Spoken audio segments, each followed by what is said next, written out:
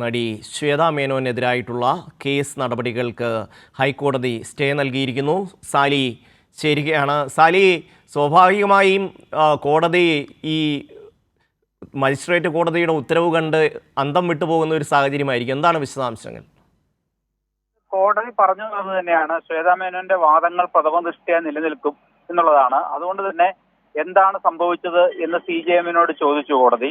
അപ്പോൾ ഹൈക്കോടതി രജിസ്ട്രിയോട്, മജിസ്ട്രേറ്റിനോട് വിവരങ്ങൾ തേടാൻ, റിപ്പോർട്ട് തേടാൻ ആവശ്യപ്പെട്ടിട്ടുണ്ട്.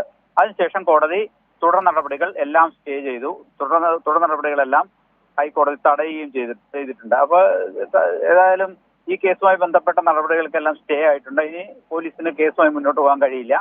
ഇനി ഇതിൽ വിശദമായി വാദം കേൾക്കും. അതിനു മുമ്പായി മജിസ്ട്രേറ്റ് കോടതിയിൽ നിന്നുള്ള CJM റിപ്പോർട്ട് കോടതി പരിശോധിക്കും. അതിന് പിന്നീട് കേസ് പരിഗണിക്കും എന്നാണ് പറഞ്ഞിരിക്കുന്നത്. ഏതായാലും ശ്വേതാ മേനോൻ പറഞ്ഞത് തനിക്കെതിരായ കേസ് റദ്ദാക്കണം, ഈ താൻ അശ്ലീല സിനിമകളിൽ അഭിനയിച്ച് പണം സമ്പാദിച്ചു എന്ന ആക്ഷേപം നിലനിൽക്കില്ല. കാരണം രാജ്യത്ത് നിലനിൽക്കുന്ന സെൻസർ നിയമം അനുസരിച്ചുള്ള സെൻസർ സർട്ടിഫിക്കറ്റ് ലഭിച്ച സിനിമകളിലാണ് താൻ അഭിനയിച്ചിട്ടുള്ളത്. താനൊരു നടിയും ഒരു മോഡലും ഒക്കെയാണ്, അറിയപ്പെടുന്ന ആളുമാണ്. അതുകൊണ്ട് തന്നെ ഈ അമ്മയുടെ സംഘടനാ തെരഞ്ഞെടുപ്പുമായി ബന്ധപ്പെട്ട് ഇപ്പോൾ ചില ഇഷ്യൂസ് നിലനിൽക്കുന്നുണ്ട്.